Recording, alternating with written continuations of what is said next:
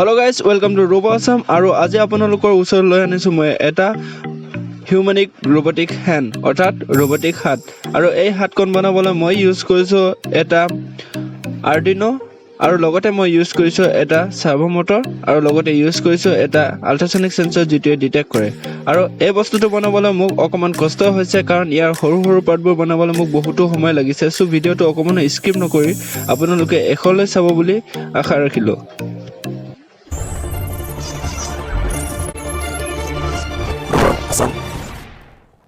ইয়াতে মই মোৰ নিজৰ হাতৰ সাইজত জুকি লওঁ গাইস আপুনিও নিজৰ হাতৰ সাইজত জুকি ল'ব তাৰ পাছত কাটি ল'ব লাগিব নিজৰ হাতখন নহয় কাগজখন কাটি ল'ব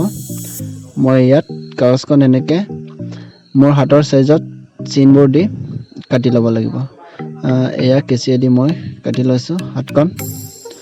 বাট এয়া প্লেট হ'ব সো মই 3D কৰিবলৈ চেষ্টা কৰিম 3D কৰিবলৈ মই আপোনাৰ এটা প্লেট ল'ব লাগিব দুটা সাইজৰ এনেকুৱা ধৰণৰ প্লেট ল'ব লাগিব আৰু আঙুলি সাইজত মই 5টা আঙুলি সিলেক্ট কৰিম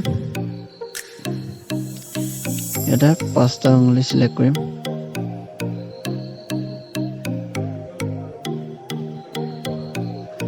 ইয়াৰ পাছত এইটো মই 3D কৰিব চেষ্টা কৰিম ইয়াতে দুটা এনেকুৱা ধৰণৰ আঠা লগাই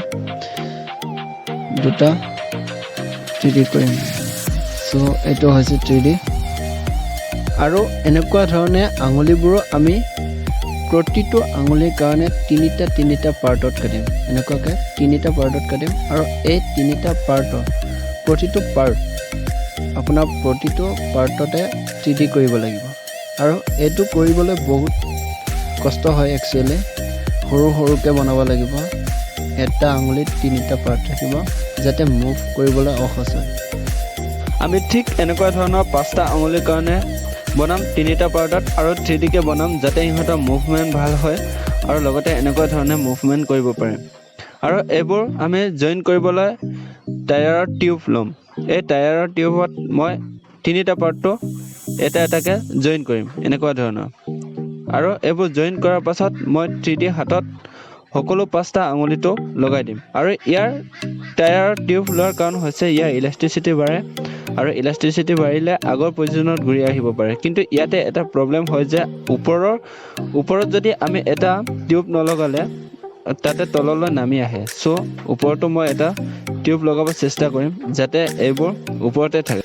ইয়াতে আপোনালোকক এটা ৰিকুৱেষ্ট যে যদি আপোনালোকে মোৰ চেনেলটো এতিয়ালৈকে সাবস্ক্ৰাইব কৰা নাই তেনেহলে সাবস্ক্ৰাইব কৰি ল'ব কাৰণ আপোনালোকৰ সাপোৰ্ট আৰু মৰম পালেহে মই আগলৈ নতুন ভিডিও বনাবলৈ উখি হ'ম লগতে আপোনালোকৰ যদি এনেকুৱা ধৰণৰ ৰবটিক কিছুমান আইডিয়া থাকিলে কমেন্ট কৰি জনাব যাতে মই আপোনালোকৰ আইডিয়াবোৰৰ প্ৰজেক্ট বনাবলৈ চেষ্টা কৰিম ইলাষ্টিক লগোৱাৰ পাছত এনেকুৱা ধৰণৰ ওপৰলৈ উঠি আহে আৰু এইবোৰ টান হৈ যায় আপোনালোকে যদিও এনেকুৱা ধৰণৰ ৰবটিক হ্যান্ড বনাব নোৱাৰিলেও আপোনালোকে এনেকুৱা ধৰণৰ পুতলাটো বনাব পাৰিব যাতে টানিব পাৰিব আৰু মই এইবোৰ বনাওতে হাতখন চা কিমান লেতেৰা হৈ গৈছে মানে এইবোৰ আঠা লগাবলৈ অকমান অসুবিধা হয় সো হাতখন লেতেৰা হৈ গৈছে আপোনালোকে ঘৰতে এইবোৰ বনাব পাৰিব ইয়াৰ পাছত আমি আঙুলিবোৰ টানিবৰ কাৰণে খুঁটা লগোৱা সিস্টেমটো কৰিম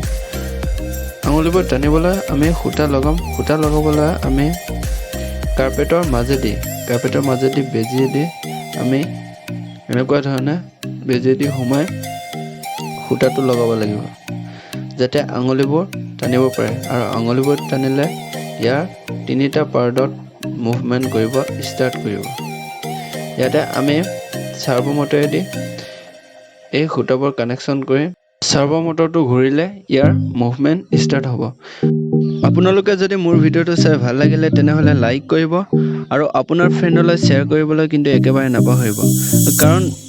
ভিউজ আহিলে আমি নতুন ভিডিও বনাই ভাল লাগে শ্বেয়াৰ কৰিবলৈ হয়ে দিয়কচোন কাৰণ আপোনালোকৰ কাৰণে মই বহুত কষ্ট কৰি ভিডিওটো বনাইছো আসলতে এইবোৰ বনাবলৈ অকমান কষ্ট হয়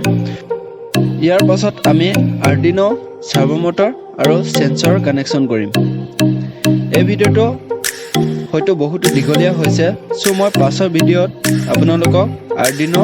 সাৰ্ভো মটৰ আৰু সেন্সৰ কানেকশ্যন কৰি দেখুৱাম ইয়াতে আমি সাৰ্ভো মটৰ কানেকশ্যন কৰিম Arduino কানেকশ্যন কৰিম Arduino প্ৰগ্ৰামিং কৰিব আৰু আপোনাৰ সেন্সৰ ডিটেক্ট কৰিব আৰু চাৰ্ভাৰ মডেলটো ঘূৰিব। চ' ভিডিঅ'টো আমি ইমানতে শেষ কৰিম। ধন্যবাদ আৰু পাছৰ ভিডিঅ'টো চাবলৈ একেবাৰে নাপাহৰিব, কাৰণ পাছৰ ভিডিঅ'টো চালে আপোনালোকে বুজি পাব। চ' ধন্যবাদ।